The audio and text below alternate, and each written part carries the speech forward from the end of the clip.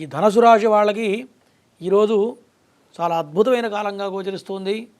కాకపోతే ధన విషయంలో, ఖర్చు పెట్టే విషయంలో కొంత జాగ్రత్తగా ఉండడం అనేది ప్రధానంగా చెప్పదగ్గ సూచన. సంతాన విషయంలో, అట్లాగే విదేశీ వ్యవహారాల విషయంలో మీరు ఏదైతే ముఖ్యమైన నిర్ణయాలు తీసుకుంటారో అవి కొంత వ్యతిరేకంగా కనపడుతుంది. కాబట్టి పిల్లలకి ఇవి తీసుకునే నిర్ణయాల విషయంలో మరి విదేశీ సంబంధించిన వ్యవహారాలు కానీ వాటికి ఖర్చు పెట్టే విషయంలో మాత్రం కొంత జాగ్రత్తగా ఉండడం అనేది ప్రధానంగా చెప్పదగ్గ సూచన. సంతానపరంగా కొంత ఆరోగ్య విషయంలో కూడా అధిక మొత్తంలో ఖర్చులు పెట్టాల్సిన పరిస్థితులు గోచరిస్తూ ఉన్నాయి.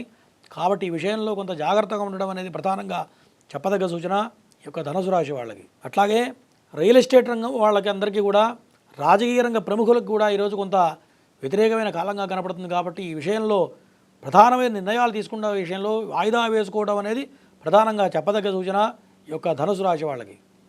ఈ ధనుసు రాశి వాళ్ళకి ఈరోజు ఇంకా అనుకూలమైన కాలంగా గోచరించాలి అంటే ప్రధానంగా ఓం సూర్యాయ నమః అన్న మంత్రాన్ని స్మరించుకుంటూ సూర్య భగవానుడిని దర్శనం చేసుకుని నమస్కారం చేసుకొని ఎరుపు రంగు వస్త్రాలు ధరించి ముందుకెళ్ళినట్లయితే ఈ రోజు మొత్తం కూడా అనుకూలంగా ఉండబోతుంది ఈ యొక్క ధనుసు రాశి వారికి.